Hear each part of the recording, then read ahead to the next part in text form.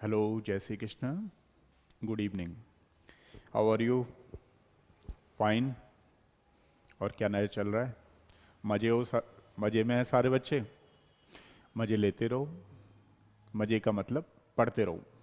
पढ़ाई में ही मजे लेने हैं आपको। ठीक है, अब मैं अलग से तो नहीं कहूँगा कि अलग से मजे लो, नो। पढ़ते रहो, पढ़ाई में ही मजे ढूंढो। चलिए अब बात करते हैं आगे। कुछ बच्चों की धड़कनें रुक गई होंगी 180 मार्क्स देख के। माने कि क्या बता रहे हैं सर? क्या ये प्रैक्टिकली पॉसिबल है? बिल्कुल पॉसिबल है। प्रैक्टिकली पॉसिबल है आप लोगों के लिए, क्योंकि आपने 1 ईयर बहुत ज़बरदस्त तरीके से दिया है। टाइम प्लस पैसा दोनों हैं, दोनों गए हैं। अब आपकी बारी है कि इन 45 डेज में केमिस्ट्री में, फिजिक्स में फिजिक्स वाले सर बताएंगे, बायो में बायो वाले सर मैम बताएंगी, मैं बता रहा हूँ अभी केमिस्ट्री में किस तरीके से आप तैयारी करें ताकि 180 में से 180 मार्क्स आ जाएं। दो तीन कैटेगरी जो बच्चे के दिमाग में चलेंगी वो मैं बता देता हूँ। जिस बच्चे ने तैयारी नहीं की होगी उसको हाइपोथेटिकल लगेगा, प्रैक्टिकली बिल्कुल नहीं लगेगा। सेकंड केस, कुछ बच्चों को अंदर से डर लगेगा, वे 180 आएंगे, आ सकते हैं, चलो देख लेते हैं। उनकी तैयारी बहुत ज़्यादा नहीं चल रही है, मतलब चल भी रही है नहीं चल रही है, इस तरीके से। जैसे ही 180 मार्क्स देखे कुछ बच्चा सोचा अच्छा यार 180 मार्क्स लिख रहे हैं, लिखा हुआ है सर ने तो प्रैक्टिकली पॉसिबल है तो देख लेते हैं। तो बिल्कुल आपकी तैयारी बहुत अच्छी चल रही है। ठीक है, तो ये दो तीन कैटेगरी मैंने आपको बताई। अब क्वेश्चन ये है कि बाकी जो दो कैटेगरी थी पीछे की, कैसे मेहनत करें ताकि 45 डेज में आप बहुत अच्छा कर सको। जिन बच्चों की तैयारी चल रही है बहुत अच्छी उनसे तो कोई प्रॉब्लम नहीं है, लेकिन बाकी की जो दो कैटेगरी हैं वो कैसे आगे आए, उनके लिए मैं आपको बताऊंगा कि क्या आप लोग नया करें। देखिए, 13 बैच मीन्स 12th पास वाले बच्चों ने पूरी साल, इसको बोलते हैं कि हम लोग किसी भी काम को शुरू करते हैं तो मेरे हिसाब से 3 मंथ्स लगते हैं उस काम को, मतलब बहुत अच्छा करके हम लोग किसी भी चीज़ को मतलब करें तो उसमें एक्सपर्टाइज ला सकते हैं। आपने तो पूरे साल दिया है, मतलब आप मान के चलिए ऑन एंड अप्रोक्सीमेशन में 10 मंथ्स आपने दिए, मतलब 3 मंथ से ज़्यादा दिया हुआ है। अब आपको उसको समराइज करने का टाइम आया हुआ है। अब समराइज कैसे करें? देखिए, सबके पास 24 आवर्स होंगे, सबके पास 46 डेज होंगे क्योंकि 17 जुलाई को एग्जाम है। लेकिन निकालने वाले बच्चे बहुत कम होते हैं। उसके पीछे रीजन क्या है? कुछ बच्चे तो अभी नंबर डिजिट आएगा कि नीट में इतने बच्चे अपियर हो रहे हैं, तो कुछ बच्चे तो सुन के ही कि अपने साधन छोड़ देंगे कि भैया अच्छा इतने बच्चे हैं, हाँ टफेस्ट एग्जाम तो है ही है। लेकिन आपको यूनिक कैसे करना है इसमें वो समझिए। बहुत अच्छा कर सकते हो और बहुत अच्छा रिजल्ट भी ला सकते हो, तो कैसे करें?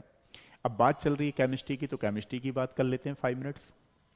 देखिए, सबसे पहले अपने आप को टाइम दो। अपने आप को टाइम नहीं दोगे, घूमने में लगा दोगे, तो टाइम लिमिटेड है, ध्यान रखिएगा, प्रॉब्लम हो जाएगी। अब 46 डेज में डिसाइड होगा कि कौन बच्चा पूरी साल अच्छा पढ़ा है और कौन बच्चा घुमा है। घुमा भी हुआ है तो भी अगर वो 45 डेज यानी लास्ट के मोमेंट पे अच्छी तैयारी कर लेते हैं तो ध्यान रखना उनका भी सिलेक्शन हो जाता है। और अगर जो पूरी साल पढ़े हैं इस लास्ट मोमेंट पे घूमते रहेंगे तो उनका सिलेक्शन रुक जाता है। ये एवरी ईयर की कहानी है, ध्यान रखना। अब आप घर से मत निकलो।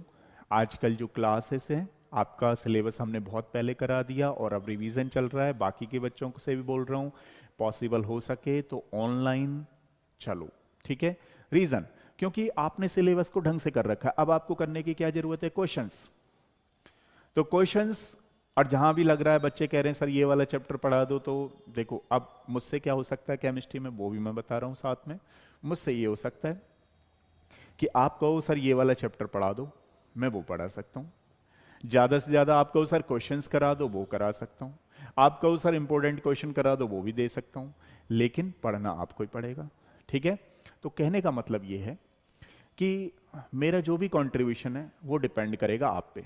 अगर ज़्यादा से ज़्यादा बच्चे क्लास में आया करेंगे तो डेफिनेटली, मैं तो डेली पढ़ाता हूँ, अभी कोऑर्डिनेशन केमिस्ट्री का बच्चों ने कहा तो मैं करा रहा हूँ।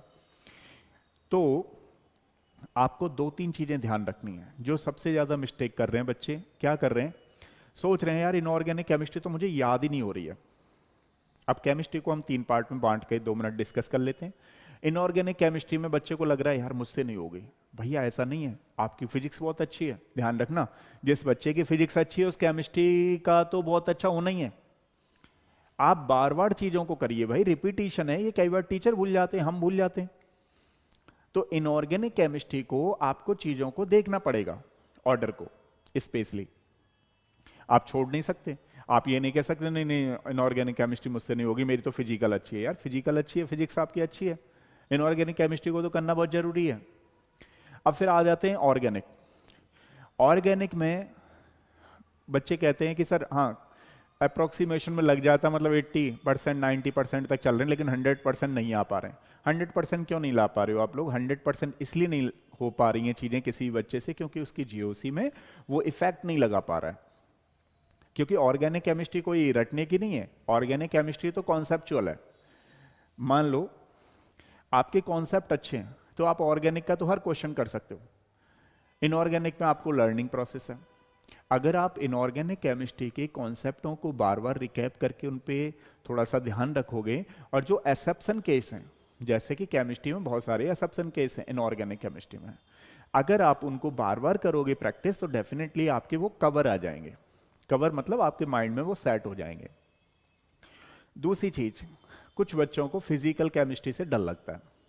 वो इसलिए डर लगता है क्योंकि उनकी मैथ जो है वो मल्टीप्लिकेशन भी नहीं करना चाहते हैं। स्पेशली बताऊं तो वो ये चाहते हैं बस छोटा सा आए तो ठीक है। देखो भाई नीट में छोटा सा ही आएगा, लेकिन मल्टीप्लिकेशन से डरना नहीं है, डिवाइड से डरना नहीं है, प्लस माइनस से डरना नहीं है, क्योंकि आगे भी ये आपकी डेली लाइफ का रूटीन है, आगे भी आपके प्लस माइनस आएंगे और आपको करने पड़ेंगे।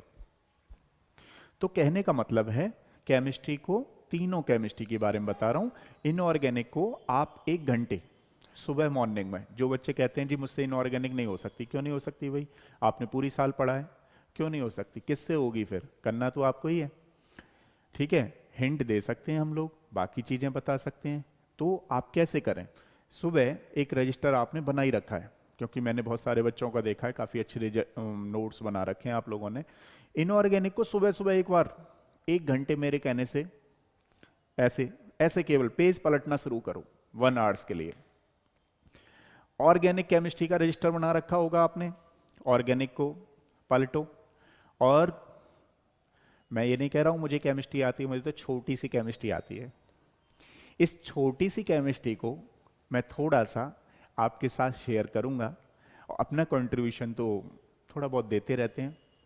तो चलो कल से ऑर्गेनिक स्पेशल क्लास 9 to 10 चला रहे हैं, उसमें क्वेश्चंस करा रहे हैं और उसमें रिवीजन भी करा रहे हैं। जीओसी कल से लेकर के आ रहे हैं 9 to 10, back to back class चलेंगी, और इवनिंग में एक्स्ट्रा क्लास हो सकती हैं। जैसे कोई बच्चा कह देगा सर इसका चैप्टर करा दीजिए, तो जो हमारी रेस्पॉन्सिबिलिटी है हमेशा करते आए, पूरा आगे भी करते रहेंगे। आप अपनी जिम्मेदारियों से नहीं भाग सकते। और कोई बच्चा जिम में देखा है कभी, अब नहीं जानिएगा, बाद में जाइएगा तो जिम में लिखा मिलता है जब आपको करना ही नहीं था, मतलब ये करना ही नहीं था तो शुरू ही क्यों किया? तो यही प्रोसेस है।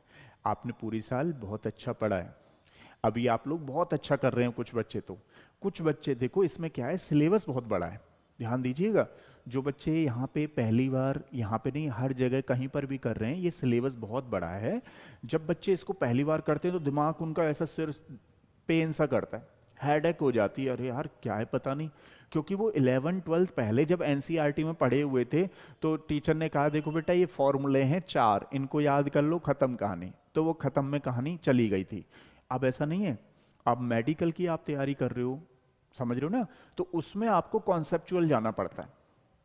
भले ही आता एनसीईआरटी का है, लेकिन एनसीईआरटी पर बेस्ड आता है। प्योर एनसीईआरटी तो ठीक है 20 में आ गई, 21 में आ गई, बहुत आ गया, क्या दिक्कत है? समझ रहे हो ना? तो बार बार एक तो एनसीईआरटी की बुक को देख लो, एक एक क्वेश्चंस को, न्यूमेरिकल्स को निकाल करके देख लो, उसके इनटेक्स्ट के क्वेश्चंस को देख लो। और इनऑर्गेनिक केमिस्ट्री के लिए मैंने आपको बताया नोट्स ही सफिशिएंट हैं आपने जो बना रखे हैं, क्योंकि हमने जो इनऑर्गेनिक केमिस्ट्री है पूरी एनसीईआरटी की एक एक लाइन कर रखी।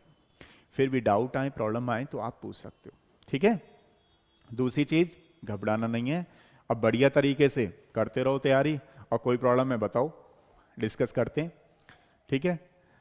और अगर आप इस तरीके से तैयारी करते रहे, अपने आप को पूरा टाइम दो, 24 घंटे में से मान के चलो 5-6 घंटे सोना है।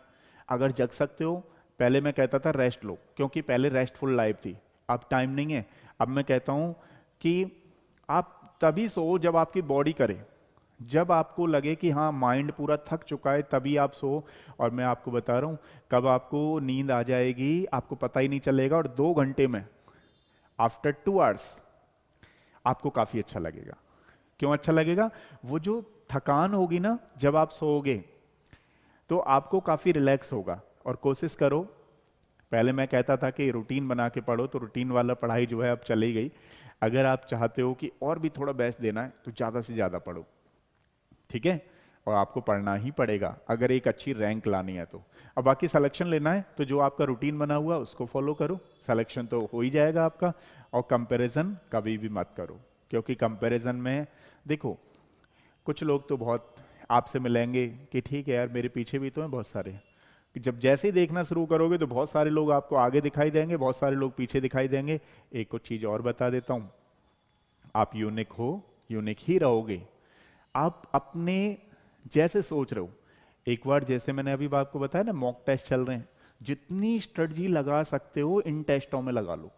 आप ये सोचो कि मुझे ये नीट का पेपर है इस बार जो देने जा रहा हूं या जा रही हूं, और इस बार मेरे मार्क्स कितने आ रहे हैं, यहीं बढ़ाओ ज्यादा से ज्यादा नंबर। समझ रहे हो ना?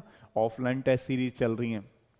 और जो बच्चे वीडियो देख रहे हैं, बाहर से कहीं से पढ़ रहे हैं, उनके लिए बता रहा हूं, वीकली आपको प्रॉपर तरीके से टेस्ट देना है, मॉक टेस्ट। मार्क्स देखने, क्वेश्चन का आंसर देखना है कि इसका आंसर क्या होगा। समझ रहे हो ना? और आपने पूरी साल तैयारी अच्छी कर रखी है, बिल्कुल घबराने की जरूरत नहीं है। इसमें तो और मजा आएगा, आपको कॉन्फिडेंस आएगा। क्यों? जब आप ज्यादा से ज्यादा टाइम दोगे, एक रूम में बंद हो जाओगे, ये तो लाइव क्लास चलेंगी, तो आप कोई भी बच्चा देख सकता है लाइव क्लास, कोई प्रॉब्लम नहीं है, ठीक है। लेकिन ज्यादा हम लोग इसलिए नहीं चलाते हैं सुबह से शाम तक, क्योंकि पता लगा आप अपना सिलेबस कब करोगे, फिर आपको भी रिवीजन करना है। अब जैसे मान लीजिए 2-4 घंटे की तो बात समझ में आती है कि ठीक है भाई 4-5 घंटे आपने हमारे साथ किया, फिर उसको करने के लिए आपको भी टाइम चाहिए, ठीक है ना। तो अब जैसे मान लो मैंने कोऑर्डिनेशन कंपाउंड पढ़ाया आपको 1 आवर, तो आपका वो 1 आवर हमारे साथ जो 1 आवर है, वो आपको थोड़ा सा रिवाइज भी करना है। मान लेते हैं 2 आवर्स नहीं लगेगा उसमें, लेकिन हाफ एन आवर आपको लगेगा, और उनको बार बार पेज को पलटो, ठीक है। और सेकंड थिंग, फिजिकल केमिस्ट्री के लिए सारे चैप्टरों के 2-2 घंटे वाले जो वीडियो बनाएंगे उनको, प्लस हमने जो क्लासेस आपको कराई हैं उनको देखो, जो फॉर्मूले हैं उनको एक बार जरूर देखो, और उन फॉर्मूले को क्वेश्चन पे अप्लाई करो। और मैं समझता हूँ शायद सारे बच्चे PYQ क्वेश्चन कर रहे होंगे, प्रीवियस ईयर क्वेश्चन। फिर भी कोई डाउट प्रॉब्लम आती है तो हम लोग जुड़े हुए हैं, कंट्रीब्यूशन हमारा आपके साथ बिल्कुल रहेगा, ठीक है। चलो नेक्स्ट में मिलते हैं, और 1 वीक का आप प्रोसेस दिखाइएगा कि आपने कितना इंप्रूव किया है। कल से हम लोग क्लास शुरू करते हैं, सुबह इवनिंग सुबह 9 o'clock करेंगे, 9 to 10, मतलब हाफ एन आवर, मान लीजिए थ्योरी पढ़ा दी, half an hour questions. Organic special चलेगी, इवनिंग में बच्चों के अकॉर्डिंग चलेगी। तो इवनिंग में आज क्लास होने वाली है 9 to 10:30, तो तब मिलते हैं। और फिर भी आपको कोई प्रॉब्लम डाउट है तो आपकी प्रॉब्लम डाउट ऑनलाइन डायरेक्ट लेंगे, ठीक है। Thank you so much, next मिलते हैं।